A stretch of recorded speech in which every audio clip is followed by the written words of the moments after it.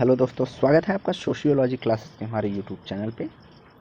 जैसा कि आप सभी जानते हैं कि जून 2023 के लिए यहाँ पे क्लासेस हो रही हैं, जिसमें आपका यूजीसी नेट, एमपी सेट या सोशियोलॉजी से रिलेटेड जितनी भी एग्ज़ाम है सबके लिए यह सेशन इम्पॉर्टेंट है।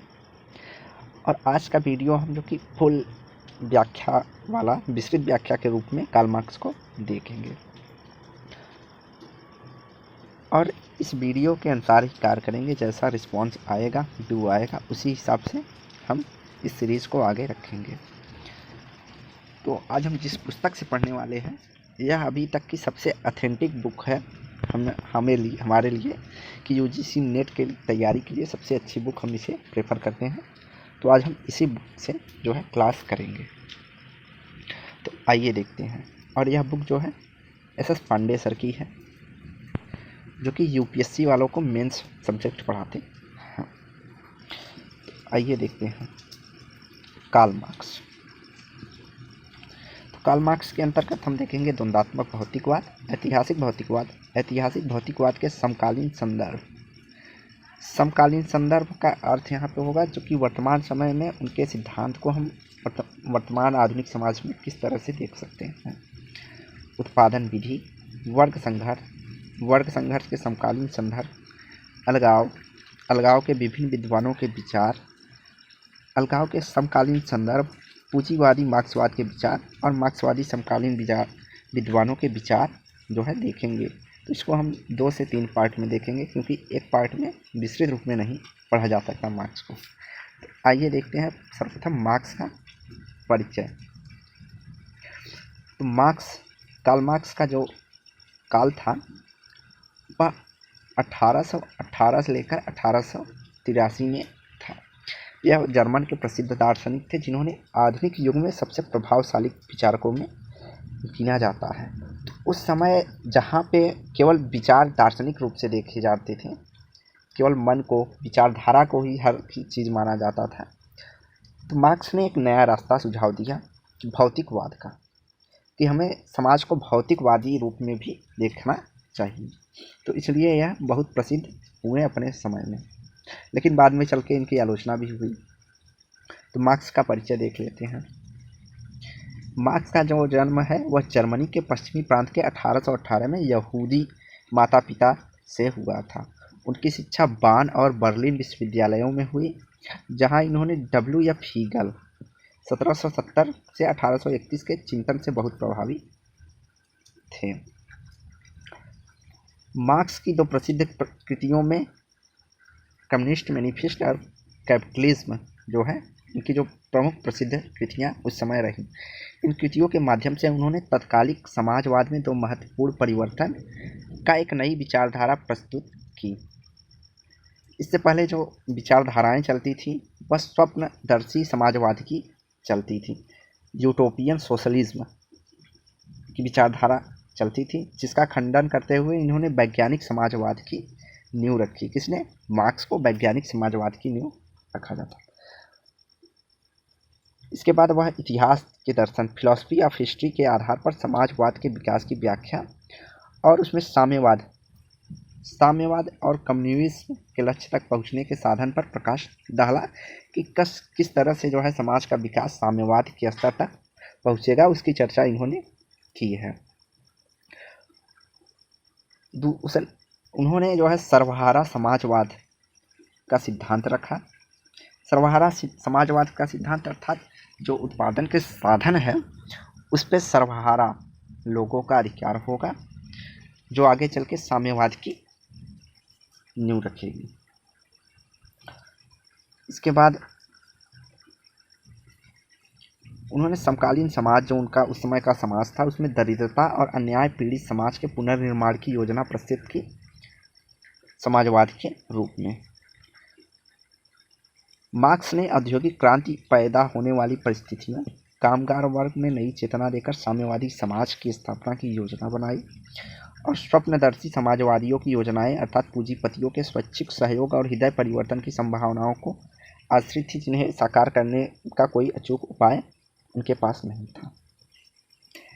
तो जो स्वप्नदर्शी समाजवादी विचार था, तो उनका विचार यह था कि पूंजीपतियों का जो है एक समय आएगा, वह खुद से उनका हृदय परिवर्तन होगा और वह मजदूरों को उनका हक देंगे। लेकिन इसी का खंडन करते हुए मार्क्स ने कहा कि ऐसी कभी भी संभावना नहीं है। इन्होंने कहा कि मजदूर या कामगार वर्ग में एक नई चेतना के माध्यम से ही समाजवाद आएगा, अर्थात क्रांति की बात जो है मार्क्स करते हैं।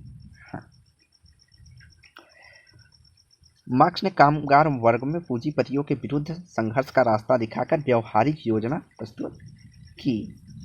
अर्थात जो स्वप्नदर्शी समाज थे उन्होंने एक कल्पना की थी कि हृदय परिवर्तन हो जाएगा तो जो है कामगार वर्ग की स्थिति में सुधार होगा, लेकिन यह एक कल्पना मात्र मार्क्स मानते थे।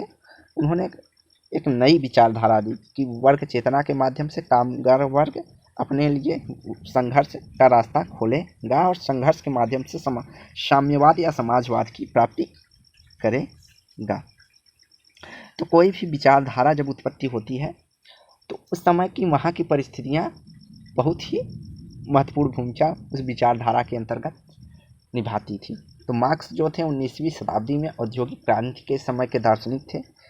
उन्होंने पूंजीपति और कामगार वर्ग के असमानताओं अर्थात अंतर को देखा, किस तरह पूंजीपति लोग कामगार या वर्ग का शोषण कर रहे थे इसको देखा।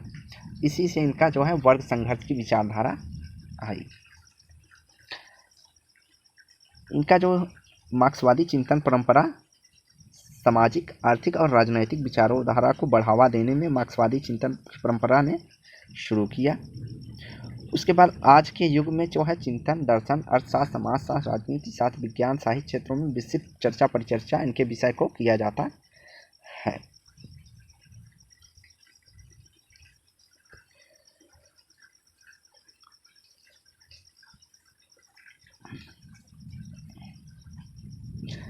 तो वाद के समर्थक अपनी मान्यताओं की पुष्टि के लिए मार्क्सवाद का ज्ञान प्राप्त करते हैं, उनके गुणों दोषों पर विचार करते हैं, विकल्प प्रस्तुत करते हैं। और मार्क्स ने जिन विचारों और उनकी जुड़ी हुई शब्दावलियों का प्रयोग किया है वह समाज की विज्ञानों की विवेचना में महत्वपूर्ण भूमिका निभाते हैं। उदाहरण के लिए मार्क्स ने इतिहास में जिन युगों की बात की है, जैसे दास प्रथा, सामंत युग, पूंजीवाद, समाजवाद और साम्यवाद की चर्चा इन्होंने की है। उसके बाद समाज में जिन वर्गों की बात की है, बुर्जुआ और सर्वहारा वर्गों की बात जो है मार्क्स करते हैं। इसका विवरण इसमें जो है दिया गया है। तो इन्होंने एक रास्ता सुझाया और उसी रास्ते पर चलकर आगे कई समाजशास्त्रियों या दर्शन शास्त्रियों ने अपने जो है सिद्धांत प्रस्तुत किए हैं। यहाँ पे मोटे तौर पर यही कहना है। तो आइए देखते हैं इनका जो है पहला जो है इन्होंने द्वंद्वात्मक भौतिकवाद। तो इन्होंने जो विचारधारा की शुरुआत की है तो सर्वप्रथम इन्होंने द्वंद्वात्मक भौतिकवाद की चर्चा की थी। तो द्वंद्वात्मक भौतिकवाद के अंतर्गत इन्होंने सर्वप्रथम हीगल को पढ़ा। हीगल का जो है द्वंद्वात्मक आदर्शवाद की इन्होंने चर्चा की है। तो आइए देखते हैं। मार्क्स द्वारा विकसित द्वंद्वात्मक भौतिकवाद हीगलवादी द्वंद्वता के विपरीत प्रत्येक वस्तु की व्याख्या पदार्थ के विरोधाभास के संदर्भ में करते हैं, प्राकृतिक एवं सामाजिक परिवर्तन के लिए अमूर्त नियम प्रदान करते हैं। तो द्वंद्वात्मक भौतिकवाद की मान्यता तीन बातों पर निर्भर करती है। पहला, प्रकृति में वस्तुएं अंतर संबंधित और आत्मनिर्भर होती हैं और एक दूसरे द्वारा निर्धारित की जाती हैं। दूसरा, वस्तु विश्व में कुछ भी शाश्वत रूपी से अस्थायी नहीं है, अपितु प्रत्येक वस्तु में निरंतर परिवर्तन के दौर से गुजरता है। दूसरा और तीसरा इन्होंने कहा है कि परिवर्तन क्रमिक न होकर एक क्रांतिकारी होता है। तो इन्होंने द्वंद्वात्मक भौतिकवाद के लिए तीन चीज़ों की बात की कि एक तो प्रत्येक वस्तुएं एक दूसरे पर अंतर संबंधित और एक दूसरे पर निर्भर हैं। दूसरा इन्होंने कहा कोई भी वस्तु शाश्वत नहीं है जो कि स्थिर हो और हमेशा अपनी ही स्थिति में बनी रहे, क्योंकि प्रत्येक वस्तु में परिवर्तन का दौर से गुजरना होता है। और तीसरा इन्होंने कहा है कि जो परिवर्तन होता है वह क्रमिक न होकर क्रांति के माध्यम से परिवर्तन आएगा और वह एकाएक परिवर्तन आएगा। इन्होंने इन द्वंद्वात्मक भौतिक नियमों पर आधारित है। विपरीत की एकता और संघर्ष का नियम। तो विपरीत की एकता एवं संघर्ष का नियम है। तो विपरीत की एकता और संघर्ष का नियम जो है वह कहता है कि प्रत्येक वस्तु में हमेशा से द्वंद्व जो है विद्यमान होता है और वह अपनी विपरीत शक्तियों से दो तरह की विपरीत शक्तियों के साथ बना होता है। जब तक उन दोनों विचारधाराओं या प्रवृत्तियों में एक दूसरे का सामंजस्यपूर्ण संयोग चलता रहता है तब तक वह वस्तुएं अपनी स्थिति में बनी रहती हैं। लेकिन एक ऐसा समय आता है कि जब दोनों की विपरीत स्थितियां या विरोध जो आंतरिक प्रवृत्तियां होती हैं वस्तु की, भौतिक जगत की, उनमें एक ऐसी चरम सीमा आ जाती है जिसके बाद उसमें संघर्ष होता है। ऐसा विपरीत एकता के संघर्ष का सिद्धांत मानना है। इन्होंने कहा कि प्रवृत्तियाँ, तो इसे आप लोगों को हम PDF प्रोवाइड कर देंगे, हम कहीं पढ़ के नहीं, सीधा हम शार्ट में इसको समझा के आपको बताएंगे। तो विपरीत वस्तु, तो इन्होंने कहा कि अगर एक वस्तु है उसमें दो प्रकार की विचारधाराएं पाई जाती हैं, तो वह वस्तु में दो प्रकार की विचारधाराएं एक ऐसी स्थिति में रहती हैं कि वह सहयोग के माध्यम से चलती रहती हैं। उसे इन्होंने विपरीत के एकता का नियम किया। लेकिन उन्होंने कहा है कि जो परस्पर विपरीत शक्तियां हैं उनकी एक ऐसी स्थिति आ जाएगी कि उनमें जो है विपरीत प्रकृति के होने के कारण संघर्ष पैदा जरूर होगा। उदाहरण के तौर पर इन्होंने प्राचीन एवं नवीन, नवोदित एवं पुरातन के मध्य संघर्ष को अनिवार्य बताया है। विपरीत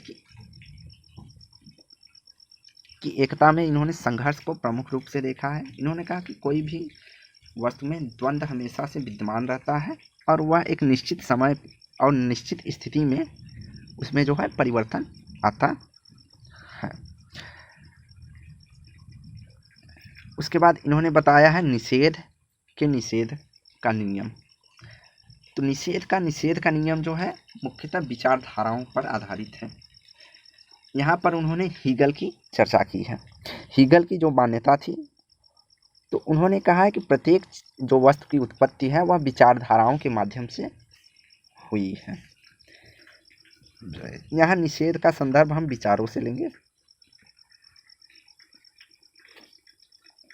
तो निषेध की अवधारणा जो है वह विचार तथा चिंतन में उपजती है, ऐसा हीगल मानते हैं। हीगल मानते हैं कि प्रत्येक जो विचारधारा है उसमें दो प्रकार, विचारधाराओं में भी द्वंद्व की स्थिति होती है जिस कारण परिवर्तन आता है। लेकिन वहीं मार्क्स ने हीगल की आलोचना की और निषेध की भौतिकवादी व्याख्या बताई, अर्थात द्वंद्वात्मक की भौतिकवादी व्याख्या की बात करते हैं। इन्होंने कहा हीगल जो है सिर के बल खड़े थे, मैंने उन्हें पैरों के बल खड़ा किया है। यह मोस्ट नोट शब्द है जो कि पूछा जाता है कि हीगल सिर के बल खड़े थे, मैंने उन्हें पैरों के बल खड़ा किया है, ऐसा मार्क्स कहते हैं। मार्क्स जो है उनके आदर्शात्मक द्वंद्वात्मक आदर्शवाद को लेकर द्वंद्वात्मक भौतिकवादी व्याख्या की, जिसमें उन्होंने बताया कि जो है विचार जो है विचारों की उत्पत्ति जो होती है वह भौतिक वस्तुओं के माध्यम से होती है।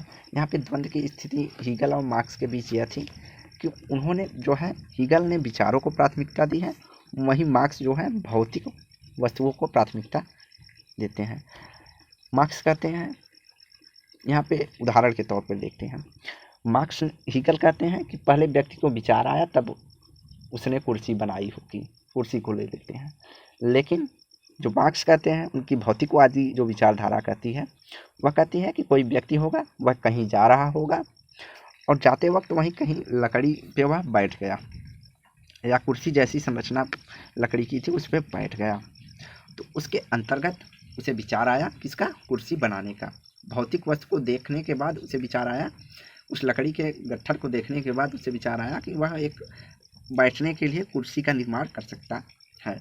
उसके बाद वह कहीं और आगे बढ़ा, उस पे बगल में डंडी नहीं थी तो उसने डंडी रख कर देखा, तो उससे ज़्यादा आराम उसे प्राप्ति हुई। पीछे टेक लगा दिया, उससे और ज़्यादा आराम हुई। तो इस आधार से पहले व्यक्ति का जो मार्क्स कहते हैं कि पहले जो है भौतिक वस्तु है, उसके बाद भौतिक वस्तुओं को देखकर व्यक्ति के अंदर विचार आया। वहीं इसी प्रकार उन्होंने समाज के इतिहास की सामाजिक व्यवस्था की व्याख्या करते हैं।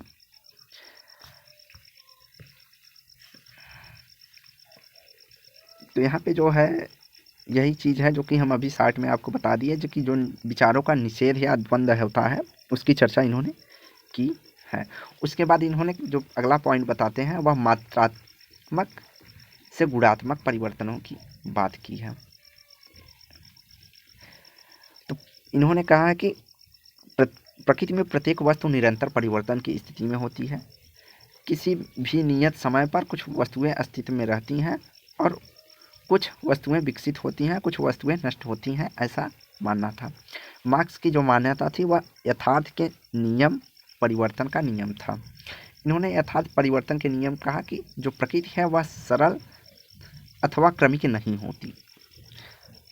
इनका जो मानना था कि परिवर्तन कभी भी क्रमिक नहीं होता है, सरल नहीं होता है, अपितु जो परिवर्तन होता है वह मात्रात्मक परिवर्तनों के रूप में होती है। यहाँ मात्रात्मक परिवर्तन को हम भौतिक संदर्भ में देखेंगे। मात्रात्मक परिवर्तन का मतलब यहाँ पर इन्होंने भौतिक संदर्भ में लिया है, क्योंकि भौतिक वस्तुओं को ही हम गिन सकते हैं, उनकी मात्रा, संख्या आदि को आधारित कर सकते हैं। तो इस संदर्भ में उन्होंने कहा जो मात्रात्मक परिवर्तनों के रूप में होती है और परिपक्व दशाओं की उपलब्धि होने पर किसी निश्चित समय में अमूर्त गुणात्मक परिवर्तन होते हैं। इसको सिंपल शब्दों में समझें तो इन्होंने कहा पहले भौतिकवादी वस्तुओं में परिवर्तन होता है, उसके बाद ही विचारों में परिवर्तन होता है, और इन घटनाओं की जो है पुनरावृत्ति कभी नहीं होती है। ये परिवर्तन सदैव निम्न से उच्च की ओर होता है और सरल से जटिल की ओर होता है। तो गुणात्मक परिवर्तन किसी भी नई अवस्था के उद्भव तथा किसी प्राचीन अवस्था की समाप्ति का तार्किक एवं दार्शनिक रूप कहा जाता है। यह तार्किक और दार्शनिक रूप कहा जाता है, अर्थात विचारधाराओं की बात हो रही है। जब भी मात्रात्मक परिवर्तन के अंतर्गत अन्य सभी परिवर्तन जिसमें किसी भी वस्तु के विभिन्न अंग और पुनर्गठित होते हैं के रूप में समझा जाता है। मात्रात्मक परिवर्तन को किसी वस्तु के अंग संरचना में परिवर्तन या पुनर्व्यवस्थित होना को परिवर्तन इन्होंने समझा है। वहीं गुणात्मक परिवर्तन को इन्होंने दो स्वरूपों में चर्चा की है। जब कोई वस्तु जिसका अस्तित्व नहीं था किंतु वह अस्तित्व में आ गया है, अर्थात कोई विचारधारा जो अस्तित्व में नहीं थी लेकिन वर्तमान समय में अस्तित्व में आ गई, पहला परिवर्तन इन्होंने ये कहा। दूसरा इन्होंने कहा गुणात्मक परिवर्तन के अंतर्गत कोई वस्तु जो पहले अस्तित्व में थे लेकिन अब उसकी अस्तित्व समाप्त हो गई। इसे उदाहरण के तौर पे हम देखते हैं अपने भारतीय समाज से रिलेट करके। गुणात्मक परिवर्तन के अंतर्गत हम सती प्रथा का उदाहरण लेते हैं। किसका? सती प्रथा का। तो सती प्रथा जो थी यह पहले अस्तित्व में थी लेकिन आज वर्तमान समय में अस्तित्व में नहीं है। इससे दूसरा पॉइंट जो है इनका क्लियर होता है। और एक तथ्य इनका जो पहला पॉइंट है उसके उदाहरण के लिए हम विधवा पुनर्विवाह। तो सती प्रथा बंद हुई तो डेफिनेटली विचारधारा में परिवर्तन आया होगा। उसके बाद जो इनकी जो है कि कोई वस्तु जिसका अस्तित्व नहीं था, तो भारतीय समाज में विधवा पुनर्विवाह की जो विचारधारा थी उसका अस्तित्व नहीं था, जिस कारण सती प्रथा जैसी कुप्रथाएं चल रही थी। लेकिन जैसे ही सती प्रथा की समाप्त की गई वैसे ही विधवा पुनर्विवाह का विचार जो है उत्पन्न हुआ। तो यहाँ इनका जो पहला पॉइंट है उसका साबित किया जा सकता है कि यह विचारधारा पहले नहीं थी लेकिन बाद में आ गई। तो इसको हम गुणात्मक परिवर्तन के रूप में देखते हैं। अब मात्रात्मक परिवर्तन के उदाहरण के रूप में हम देख लेते हैं। जैसे मात्रात्मक परिवर्तन, पहले जो उत्पादन के साधन थे तो सर्वप्रथम किससे? कुदाल से हुआ।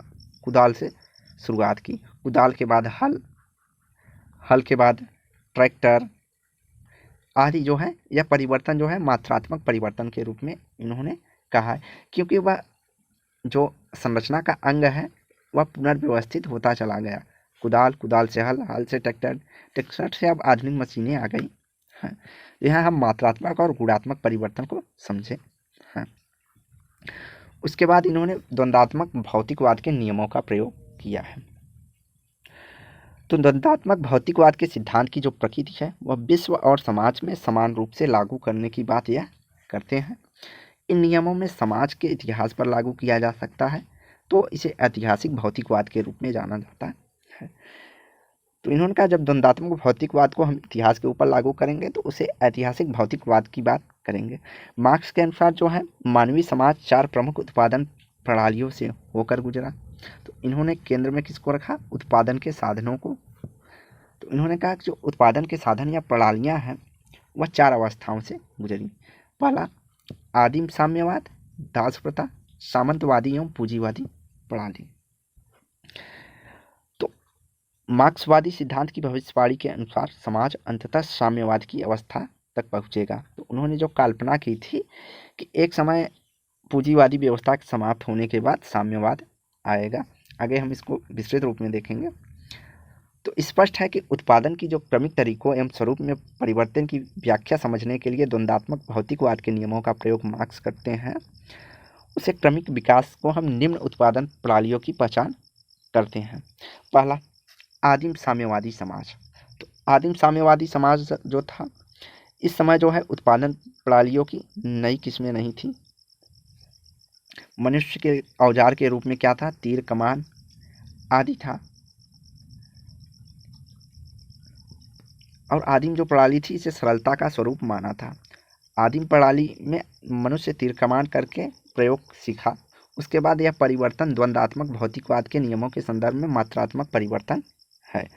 तो मनुष्य ने जब तीर कमान सीखा तो वह मात्रात्मक तीर कमान का उपयोग करने लगे। तो तीर कमान जो है उनके लिए मात्रात्मक परिवर्तन होंगे, इसकी बात तो हम पहले कहें। इसके बाद कृषि एवं पशुपालन, इसी प्रकार के परिवर्तन के उदाहरण उत्पादन शक्तियों में अत्यधिक निम्न स्तर की थी। तो जो आदिम समाज में थे उसमें जो परिवर्तन या उत्पादन शक्तियाँ थी वह बहुत निम्न स्तर थी। जो व्यक्ति उत्पादित करता था वह अपने जीवन निर्वाह के लिए ही उत्पादन करता था आदिम समाज में। तो धीरे धीरे जो है उत्पादन साधनों में जो है अनुरूप अपना कार्य करता था। धीरे धीरे समाज में उत्पादन साधनों का जो समान एवं सामुदायिक आधार आदिम समाज में था उसमें परिवर्तन आया। व्यक्ति उत्पादन जो है उत्पादन शक्तियाँ निरंतर विकसित होती थीं। धीरे धीरे नए औजार, नए कौशल का विकास हुआ। उत्पादन के विकास के साथ साथ सामुदायिक संरचना जो है कमज़ोर होती गई। तो पहले सामुदायिक विकास था, सबका अधिकार था, लेकिन जब जैसे जैसे औजारें और कौशल धीरे धीरे विकसित होते गए सामुदायिक संरचना कमज़ोर होती गई और वह निजी संपत्ति की अवधारणा की ओर धीरे धीरे विकसित होती गई। उसके बाद व्यक्ति जब अपना जीवन निर्वाह से अधिक करने लगा उत्पादन, तो उसके बाद अंतर्गत धीरे धीरे उसे निजी स्वामित्व की अवधारणा विकसित हो गई, ऐसा मार्क्स मानते हैं। उत्पादन के साधनों पर परिवार का स्वामित्व होने लगा। तो जब निजी स्वामित्व की बात हुई तो धीरे धीरे कोई परिवार होता था जो अपने आप में किसी साधन या उत्पादन का जो साधन था उस पर कब्जा कर लिया। और यहाँ पर सामुदायिक संबंधों तथा शोषक वर्ग के संभावित स्वरूपों के मध्य विरोधाभास के कारण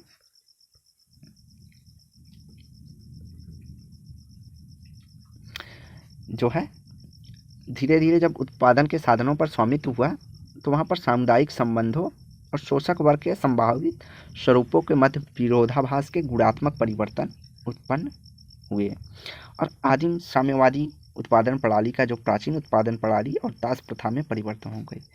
तो जो आदिम साम्यवादी प्रणाली थी, जब निजी संपत्ति का स्वामित्व आया तो वह धीरे धीरे चल के दास प्रथा की ओर चलती गई, अर्थात जिसके पास उत्पादन के साधन हो गए और जिसके पास नहीं था वह उसके साथ दास की तरह व्यवहार करता था, उससे काम करवाता था और उसे थोड़ा बहुत खाने पीने के लिए दे देता था।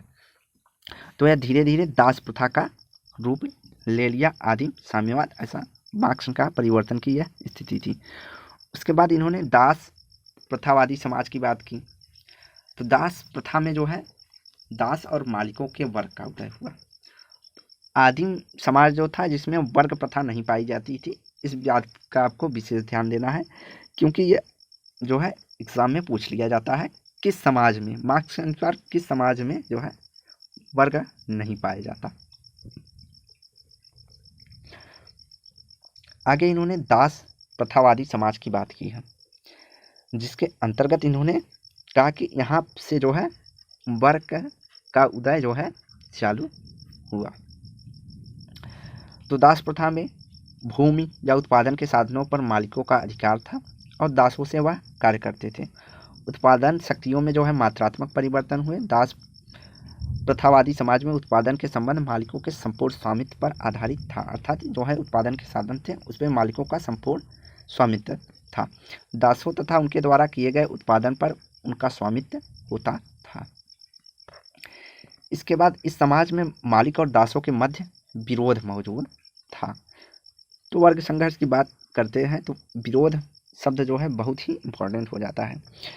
तो जब विरोधाभासों के मध्य संघर्ष परिपक्व दशाओं में हो गया, मतलब पहले कम था उसके बाद धीरे धीरे विरोध बढ़ता गया, तो वह अपनी परिपक्व अवस्थाओं में पहुंच गया। और परिपक्व अवस्था में होने के कारण जो है दासों के मन में विचार आया, अर्थात उनके मन में गुणात्मक परिवर्तन आया, वर्ग चेतना आई। जो मार्क्स के संदर्भ में किया जाए तो मार्क्स का जो गुणात्मक विचार आया दासों के में, तो उनके अंतर्गत वर्ग चेतना आई, अर्थात दास जो है प्रथावादी समाज का निषेध हुआ, अर्थात विरोध हुआ, द्वंद्व हुआ, जिसके फलस्वरूप समाज सामंतवादी समाज में बदल गया। अर्थात वहाँ पे संघर्ष हुआ, उसके बाद जो है वह समाज जो है सामंतवादी समाज में परिवर्तन हो गया। इसके विपरीत संघर्ष अर्थात मालिक और दासों के बीच संघर्ष के कारण हिंसक दास क्रांतियाँ हुई और दास प्रथावादी समाज का निषेध अर्थात अंत हुआ और सामंतवादी व्यवस्था का निषेध या शुरुआत कहा जा सकता है। इसके बाद आ जाता है हमारा सामंतवादी समाज। तो सामंतवादी समाज में मुख्यतः दो वर्गों की इन्होंने चर्चा की है। एक है भूपति और दूसरा भूमिहीन किसान या अर्धदास। तो दास प्रथा पहली अवस्था थी जिसके उत्पादन के संबंधों में मालिक वर्ग द्वारा दास का वर्ग शोषण और आधिपत्य पर आधारित था। यह अवस्था थी जहां पर वर्ग असमानता और वर्ग संघर्ष का इतिहास शुरू हुआ। यह मोस्ट इम्पॉर्टेंट पॉइंट है कि जो दास प्रथा युग था उस समय में वर्ग असमानता और वर्ग संघर्ष का इतिहास जो है शुरू हुआ। उसके बाद आता है सामंतवादी अवस्था। सामंतवादी अवस्था में उत्पादन की जो शक्तियाँ थी उसमें तीव्र मात्रात्मक परिवर्तन हुए और जिसके अंतर्गत ऊर्जा, जल, वायु जैसे जैविक साधनों का प्रयोग होने लगा और उत्पादन की शक्तियों के विकास में सामंतवादी उत्पादन के संबंधों में सहायता मिली। तो उत्पादन के साधनों में परिवर्तन हुआ, अजैविक की साधन जैसे जल, ऊर्जा आदि का प्रयोग चालू हुआ। उसके बाद जो सामंतवादी भूपति थे इन्होंने भूमिहीन किसानों पर उत्पीड़ित अर्थात शोषित करने लगे। कालांतर में नगरों का विकास हुआ। तो मार्क्स कहते हैं सामंतवादी व्यवस्था थी उसमें जो भूमिपति थे वह किसानों पर बहुत ज़्यादा अत्याचार करवाते थे, उन्हें काम बहुत करवाते थे और उन्हें उनकी मजदूरी के अनुसार जो है मानदेय नहीं देते थे, जिस कारण धीरे धीरे नगरों के उत्पादन एवं विकास की अवस्था आगे चलती गई। वाणिज्य उत्पादन बढ़ा। सामंतवादी जागीरों में अनेक भूमिहीन किसानों को नवविकसित नगर में चले गए। जो सामंतवादी समाज के जागीर थे तो वहाँ से जो किसान हैं भूमिहीन जिनके पास नहीं, वे व्यापार करने के लिए नगर चले गए और सामंतवादी व्यवस्था में भूमिहीन किसानों और सामंतवादी भूपतियों के बीच संघर्ष जब परिपक्वता पर पहुंचा अर्थात चरम पे पहुंचा तो सामंतीवादी व्यवस्था का पतन हुआ और इसके बाद जो है नए युग पूंजीवाद व्यवस्था का आया, अर्थात पूंजीवाद निषेध की बात इन्होंने की है। तो इसे हम दो शब्दों में समझें तो सामंतवादी युग में भूपति थे और भूमिहीन किसान थे। भूपति जो है भूमिहीन किसानों से अपने खेतों में कार्य करवाते थे और उनका शोषण करते थे, लेकिन इन्होंने कहा कि जहाँ भी है वर्ग संघर्ष है, दो वर्ग हैं और उन वर्गों में द्वंद्व की स्थिति हमेशा बनी होती है। तो शोषण की जो है एक सीमा होती है, जब शोषण की सीमा अत्यधिक हो गई तो जो भूमिहीन किसान थे उन्होंने संघर्ष किया और परिवर्तन लाया और इस परिवर्तन का जो है परिणाम हुआ पूंजीवादी समाज। अब ये तो सब कल्पनाएँ थे, क्योंकि सामंतवादी समाज में जो है मार्क्स थे नहीं। मार्क्स का जो जन्म हुआ था वह पूंजीवादी समाज में हुआ था। तो उन्होंने एक जो अपने से पहले दार्शनिक या विचारक थे, उनकी जो अध्ययन थी उन्हें पढ़कर एक कॉमन विचारधारा बनाई हुई थी उन्होंने। उसकी व्याख्या उन्होंने अपने भौतिक द्वंदात्मक भौतिकवाद के आधार पर की है। अब आ जाते हैं पूंजीवादी समाज। तो पूंजीवादी समाज में जो है निजी स्वामित्व पर आधारित पूंजीवादी उत्पादन प्रणाली सामंतीवादी समाज के संबंध का परिणाम था। यहाँ पे जो है उत्पादन के साधनों में परिवर्तन हुआ, उसी तरह शोषण के आधार में भी परिवर्तन हो गया। उत्पादन के पूंजीवादी संबंध में इन शक्तियों के अनुरूप नहीं रह गए, अर्थात उत्पादन की शक्तियों में परिवर्तन हो गया और संबंध शक्तियों में विकास में बाधा बन जाए। उसके बाद पूंजीवादी उत्पादन प्रणाली का सर्वाधिक महत्वपूर्ण विरोधाभास पूंजीवादी समाज में उत्पादन का स्पष्ट सामाजिक स्वरूप था। तो स्पष्ट सामाजिक स्वरूप क्या था? एक और कुछ मुट्ठी भर पूंजीपति लोग थे जिनका जो है उत्पादन के साधनों पर पूर्ण नियंत्रण था। दूसरी ओर 90% जनसंख्या थी जिसका जो है उत्पादन के साधनों से वंचित थे, अर्थात उनका कोई स्वामित्व नहीं था। तो यहाँ पे दो वर्ग हो गए, एक जिनका उत्पादन के साधनों पर स्वामित्व था और दूसरा जो उत्पादन के साधनों से वंचित थे। तो विशालकाय फैक्ट्रियों में लाखों श्रमिकों के एक साथ मिलकर काम करते थे, सामाजिक उत्पादन के भाग लेते थे, जबकि एक मालिक एक था और श्रमिक लोग लाखों थे और वह सामाजिक उपभोग में भाग लेते थे और उत्पादन के साधनों में स्वामियों का एक छोटा सा समूह उनके श्रम के लाभ को हड़प लेता था। अभी हमने बताया कि कुछ मुट्ठी भर 10% लोग और यहाँ पर 90% लोग क्या थे? मजदूर थे। 90% लोग कार्य करते थे, साधन वस्तु का उत्पादन करते थे और उनका जो लाभ होता था वह कौन ले लेता था? वह 10% जो मुट्ठी भर लोग थे वह उसका लाभ लेते थे। तो इस कारण पूंजीवाद का मूलभूत आर्थिक विरोधाभास हुआ। तो यहाँ इन्होंने बताया कि पहले जो था वह सामाजिक विरोधाभास के संदर्भ में परिवर्तन हुए, लेकिन यहाँ पे मूलभूत जो है आर्थिक विरोधाभास हुआ। यह विरोधाभास विपरीत संकट, आर्थिक संकट, बेरोजगारी को जन्म दिया।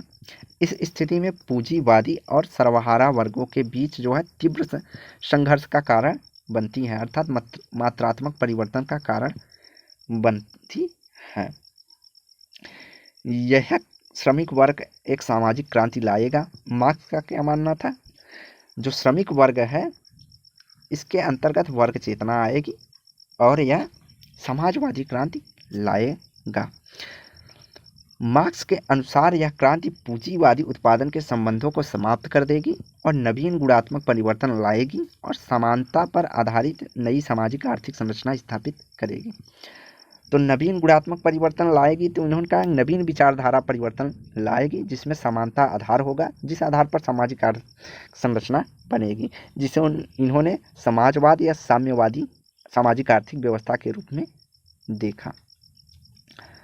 तो इन्होंने साम्यवादी को सामाजिक आर्थिक संरचना समाजवाद एवं साम्यवाद दो अवस्थाओं से होकर गुजारा। इन्होंने कहा जो प्राथमिक साम्यवादी अवस्था होगी वह सामाजिक आर्थिक संरचना समाजवाद के संदर्भ में देखा जाएगा एवं उसके बाद साम्यवाद से होकर गुजरेगी। साम्यवाद को इन्होंने आखिरी स्टेज माना।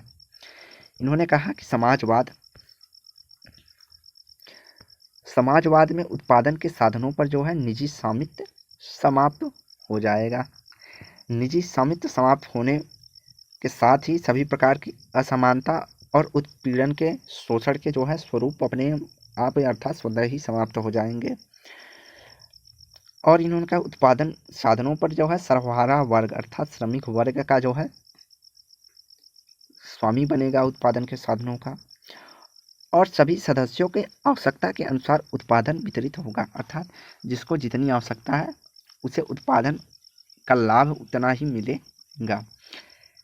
यह अवस्था सर्वहारा वर्ग के अधिनायकत्व अर्थात प्रभुत्व की बात करेगा। श्रमिक वर्ग की प्रभुत्व की बात इन्होंने कहा, जिसके बाद राज्य व्यवस्था को समाप्त करके राज्य विहीन समाज की स्थापना करेगी। इन्होंने कहा कि उस समय तक राज्य होगा, लेकिन आगे चलकर जो है राज्य व्यवस्था वह समाप्त होकर राज्य विहीन समाज बनेगा, और राज्य विहीन जो समाज होगा उसी अवस्था को इन्होंने साम्यवाद के रूप में कहा कि राज्य विहीन समाज होने के साथ ही यह अवस्था साम्यवाद में संभव होगी। इसके बाद इन्होंने कहा कि राज्य साम्यवाद संभव होगा। उसके बाद कहते हैं द्वंद्वात्मक अंततः समाप्त हो जाएगी और सामाजिक व्यवस्था की स्थापना होगी जो किसी भी प्रकार की विरोधाभास से मुक्त होगी। द्वंद्वात्मक नियमों के अनुसार विरोधाभास बने रहेंगे। इन्होंने कहा लेकिन विरोधाभास मुक्ति होगी, लेकिन द्वंद्वात्मक जो नियम इन्होंने बताया कि प्रत्येक समाज या प्रत्येक युग में जो है द्वंद्व रहेगा, तो उसी के अनुसार विरोधाभास जो है बना रहेगा, क्योंकि यह विकास के मूल आधार हैं। साम्यवाद के अंतर्गत मानव तथा प्रकृति के बीच विरोधाभास बना रहेगा। यहाँ पे कहते हैं कि साम्यवाद तो आएगा, लेकिन जो साम्यवाद पहले दो वर्गों में विरोधाभास होता था, वह साम्यवाद के समय में मानव और प्रकृति के बीच विरोधाभास रहेगा। उच्च तकनीक से प्रकृति का अधिक प्रभावशाली तरीके से शोषण किया जाएगा। तो उन्होंने कहा कि प्रकृति का शोषण किया जाएगा आगे चल के, और मानव और प्रकृति के बीच जो है विरोधाभास बना रहेगा, जैसा कि आज वर्तमान समय में भी देखा जा सकता है। लेकिन साम्यवाद की स्थिति नहीं है, लेकिन मानव और प्रकृति के बीच विरोधाभास बना हुआ है, जिसका परिणाम हम जलवायु परिवर्तन के स्वरूप में देख सकते हैं।